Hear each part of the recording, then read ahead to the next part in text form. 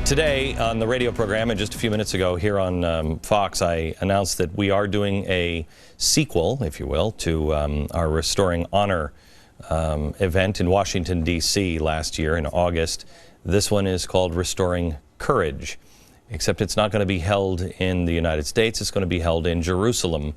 And you'll see that we haven't put the final date in yet. It's amazingly complex to do something overseas. Who would have thunk it?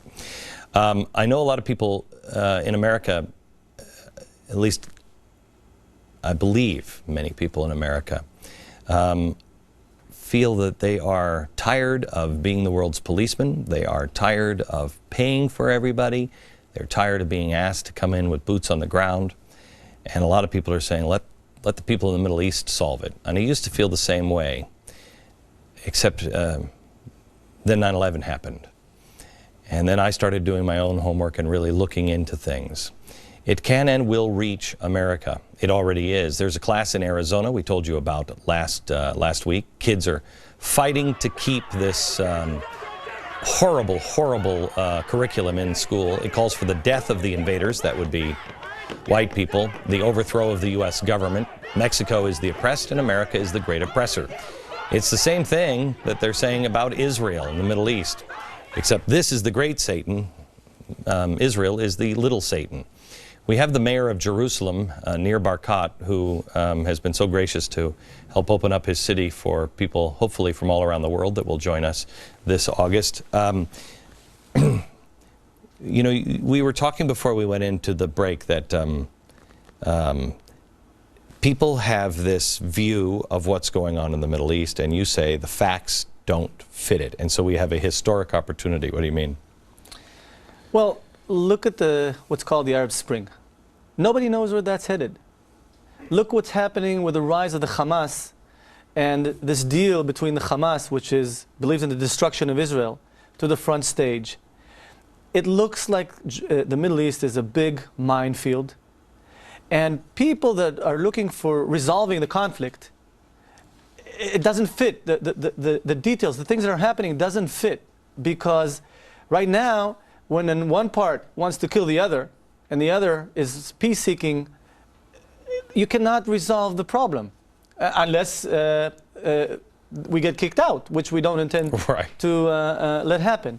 So right now, I do think that the right approach in the Middle East is manage the conflict rather than resolve it, and focus and see how they change their education to the youngsters, how they train their kids to seek peace like we do in our schools, like you do in America.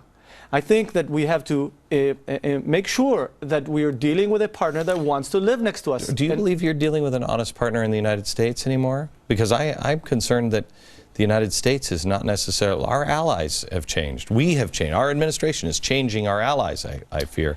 And it's not being, I mean, when I hear the president say to the people in the Middle East, you've got to go and get involved in this democracy, in this new spring, I think it's a minefield. Why would you possibly tell everyone, run through that minefield? Yeah. It's prudent to watch your steps and walk very, very slowly if you enter a minefield.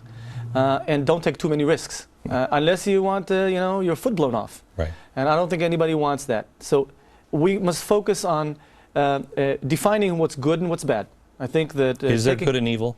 Of course there is, and we must define. And I think that the fact that the U.S. And we should applaud the president for taking out Osama bin Laden. And by the way, the Hamas blasted the U.S. for killing a martyr, a Muslim. Right. And so you have to define and articulate who are the good guys and who are the bad guys. And Israel is defending itself. I'd like to go there. We're going to take a break, and I'd like to come back and ask you two questions. One is a question that I think Americans, like I said, are tired. And we're sending aid all over the world, I don't know if you saw the beginning of the show, we're broke. We ain't good for that. People are going to have to get over it. We can't afford it anymore. But they want to be supportive. Can you be, question number one when we come back, can you be supportive of Israel and not send troops over or cash over? And the second question, I'm I completely forgot. So maybe we'll just do that. That one. We'll be back in a second.